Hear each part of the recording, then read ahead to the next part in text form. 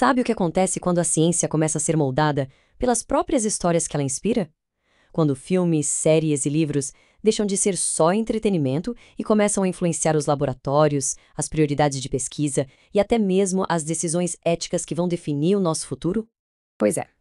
Hoje a gente vai descobrir que a genética não existe separada das pessoas que a interpretam.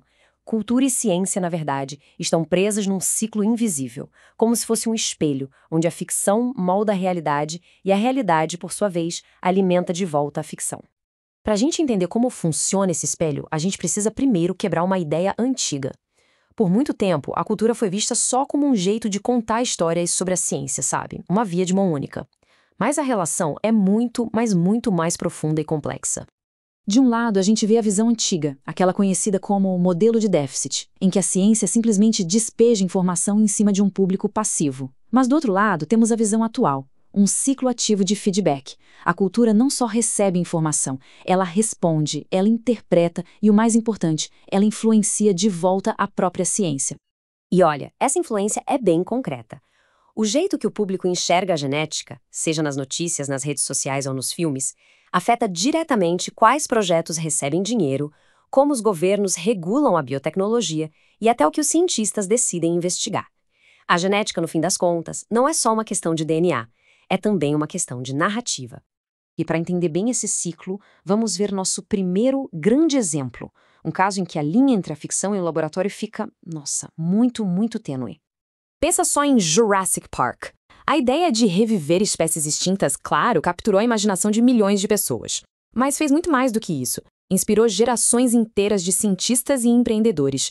Hoje, existem empresas de verdade, como a Colossal Biosciences, que citam o filme como a faísca que acendeu seus projetos de desextinção. E por que escolheram justamente o lobo gigante? Bem, a resposta revela todo o poder da cultura. O cofundador da empresa, Ben Lamb, admitiu abertamente que a escolha não foi puramente científica. Foi, na verdade, uma decisão estratégica, impulsionada diretamente pela popularidade que o animal ganhou em Game of Thrones. Então, o ponto crucial é este. Uma escolha narrativa, que veio de uma das maiores séries de TV do mundo, ajudou a definir a agenda de um projeto científico real e super avançado. A ficção não estava apenas refletindo a ciência, ela estava, de certa forma, ajudando a guiar essa ciência. Mas esse diálogo vai muito além da inspiração. Às vezes, a cultura age como uma espécie de consciência ética, forçando a ciência a reavaliar suas próprias práticas e políticas. Vamos ver como isso funciona? Nos Estados Unidos, por exemplo, o Conselho Presidencial de Bioética, num momento decisivo, baseou suas discussões sobre a pesquisa com células-tronco não apenas em dados científicos, mas também em obras literárias e mitos clássicos. Eles usaram a ficção para justificar leis que de fato restringiram a pesquisa científica real. Um dos exemplos mais poderosos disso é o efeito Hela. Como a gente pode ver, por décadas, as células de Henrietta Lacks foram usadas sem qualquer consentimento. Foi a publicação de um livro, um best-seller, que gerou uma comoção cultural tão forte que finalmente levou a um acordo formal com o governo. A narrativa cultural forçou uma correção ética dentro da ciência. E agora a conversa fica ainda mais complexa. Porque às vezes histórias que são contadas com a melhor das intenções podem ter consequências inesperadas e até problemáticas. Pensa na franquia X-Men. A intenção é clara. Os mutantes são uma metáfora poderosa para a inclusão, representando minorias marginalizadas. O problema é que, ao fazer isso, a saga corre o risco de reforçar o que a gente chama de essencialismo genético. É aquela ideia perigosa de que nossos genes são nosso destino, de que as diferenças biológicas definem, no fundo, quem a gente é, ignorando toda a complexidade da identidade humana. E essa simplificação aparece em muitos lugares. Em Law & Order SVU, a série criminal mais longa da história da TV, a evidência genética aparece em mais da metade de todos os episódios. A mensagem que fica martelando é que o DNA não mente. E embora a série até resista a um determinismo muito simples, ela acaba promovendo uma visão um tanto ultrapassada de natureza versus criação. E isso importa, viu? Porque estudos mostram que essas narrativas influenciam jurados em tribunais, decisões políticas e a crença do público sobre hereditariedade e comportamento humano.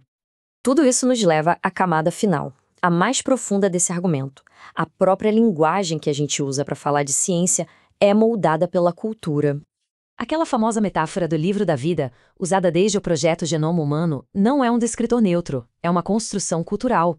Ela nos faz imaginar o DNA como um texto sagrado, com começo, meio e fim, algo fixo que pode ser decifrado. Mas a vida não é um livro. A realidade é muito mais dinâmica.